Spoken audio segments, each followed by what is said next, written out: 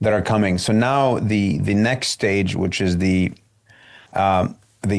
number 4, is commitment. And how do you as a leader ensure that everyone is committed? And then not only that, but how do you know when people are and when people are not? Again, you take a look at those red flags and do not ignore them. Don't ignore those red flags. And what usually happens is the biggest indicator of non-commitment is dependence and resistance. Yeah, and we know when people yeah. are being dependent and resistant. You know, there's the finger pointing and the resistance to decisions and initiatives and requests. Is like, why are we simply overlooking this? Is like, as if you're trying to drag the horse to the water and force them to drink. Yeah. You can't do that. Yeah. So therefore, one of the things you go, hold on a second. Usually when people are dependent and they're resistant is because you go back 2 steps. 1, they do not know what their role and the real goals are because they don't see it. There's no goddamn transparency and they don't trust it. Yeah. So then this is when the leader goes, okay, I need to go back to basics.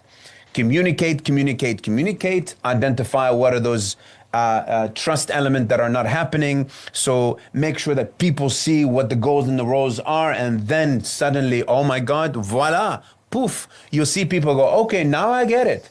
But the mistakes that leaders make is they go, I got some things, I got stuff to do, I got objectives to achieve, I got responsibilities. We have excuses for not doing what we said we were going to do. Of course. And they overlook the commitment stage and they expect that the next stage, if you want to show it here, Mark, is they expect that we're going to implement things on time. Yeah. I'm going to expect that, Let me jump in before we get to the next subject. You talked about beforehand personal brand, and I think a lot of people say, I think this is a tradition. You know, if you think back 30 years ago, Lee Iacocca was one of the first persons who exemplified this concept of creating a personal brand, and regardless of how great he was as a leader, he was great at his personal brand, and he fulfilled a certain part. Other people that followed suit would be Jack Welch,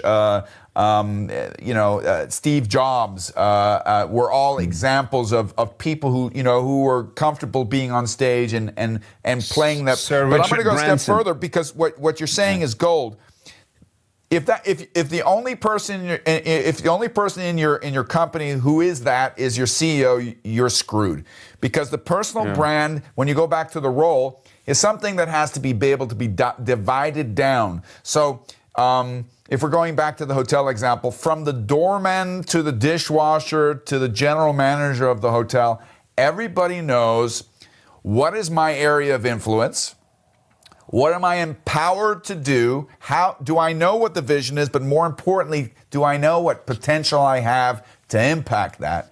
And am I empowered? And the other thing is, and this is what you're kind of referring to, and I don't want the listeners to miss this, is you got to create a safe space for people to try things out. Because it's going to be new to them. Some of these practices will be new to them. You know, they'll be uncertain. You have to create safe spaces where they can practice and they get feedback, right? There you go. You said it, because this is where this is the toolbox I'm going to tell you. So you know that there's commitment. When you allow people to see their shared vision, when the resources are allocated where people are not competing against those resources and those budgets, and when there's organizational decisions, that people are making decisions together at different levels. You know what I mean? That people feel a sense of contribution, and that, hey, my voice matters. I've got a platform to at least participate, no matter how tiny it is. Yeah. Otherwise, the smallest position across the organization is going to throw a monkey wrench in your entire thing. And there's a story that I'm sure we spoke about before, and it's a story that I absolutely adore, about when John F. Kennedy, the last real American president, was touring NASA's facilities, and he saw that janitor who's rigorously cleaning the floor, and he was known to be down-to-earth individual, and he walks up and he goes, "And what are you doing here? And what's your role in this here?" And he goes, "Mr. President, I'm helping put a man on the moon." And that's a janitor. So I often ask my participants, I want you to take a look at that answer. Look at the answer and imagine the quality of that guy's cleaning. If he believes that this janitor is helping to put a man on the moon, think about the quality of his output and his cleaning. You can probably eat off the floor, because that's what I mean when everybody has a shared vision from the very beginning of the first stage as to why, pourquoi, le raison d'être is the sense, the reason for being. My ikigai is then ever present here. Then people are highly committed. No matter what their role or their goal is, they feel that they are part of the big machine, rather than become a monkey wrench in that machine. I want to double down on that because it's so profound. I want to tie something that you said beforehand, which I would absolutely agree. I think everybody is by themselves. I think we can generalize this. The majority of people are self-motivated and want to be good people, and they want to contribute. And if they join a company, they do it through conviction, and sometimes that conviction gets lost in the mechanics of things. And I think what we really have to underline here is leadership is a team effort, not an individual effort. But for that to happen, you have to create a culture that allows and empowers. I'm going to give you an example. My son is he did an internship. He's at the end, he's finishing up his BA in business administration. He just did his first internship, which wasn't so happy with. But he's doing a second internship where he's very, very happy. And he has a great mentor. And what his mentor said to him, he said, you know what? You need to kind of slowly but surely develop a way from always coming to me as your lead to say, well, what do you want me to do next? What do you want me to develop next? And if you really want to have a career here, then you have to develop self-initiative and come forth and come, see things and develop things and make suggestions. And that was a wonderful statement, but my son countered completely legitimate. He said, well, I don't have access to anybody. The only person I have access to is you. You're my bottleneck. I'm not involved in meetings. I don't know what the agendas are. I don't have an overview of what initiatives or project. He's chomping at the bit. He would like to, like most of us when we were young, we wanted to conquer the world. We wanted to change the world and make it a better place. But the question is, and this is not I'm not being negative here. I'm just saying I think one of the things that leaders have to also acknowledge is how much are they consciously and subconsciously contributing to the bottleneck function?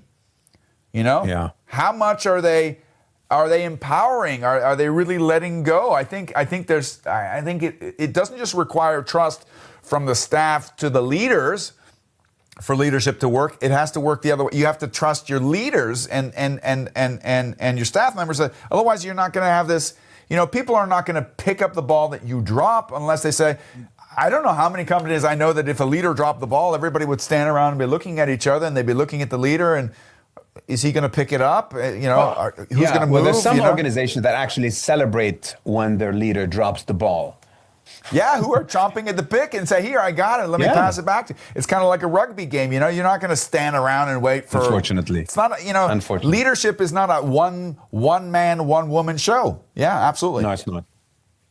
And if you really think about it, commitment is such a big word. I call it the big C word, and it comes with so many shapes and forms, and I will talk about these leadership toolbox in the evergreen. How do you make sure that there's commitment across all levels, and how do you make sure that you've got an organization that is a well-oiled machine? Now, of course, I'm gonna remind everybody here, we're talking about the ultimate stages, but we're talking about also is what happens when you see a red flag. This is what the models tell you. Hold on a second, there's something wrong with commitment. Fix it quickly. That's all we're saying. I'm not saying that if you apply that tool that everybody's gonna become committed and gonna sing kumbaya. No, it's not. I'm saying is open your eyes, put your ear to the ground and your fingers to the pulse of the organization, and when you see signals of non-commitment, such as dependence and resistance, nip it at the bud immediately. But also see it as an opportunity to learn. See it as an opportunity to learn. And to pivot. This is an ongoing thing that we have.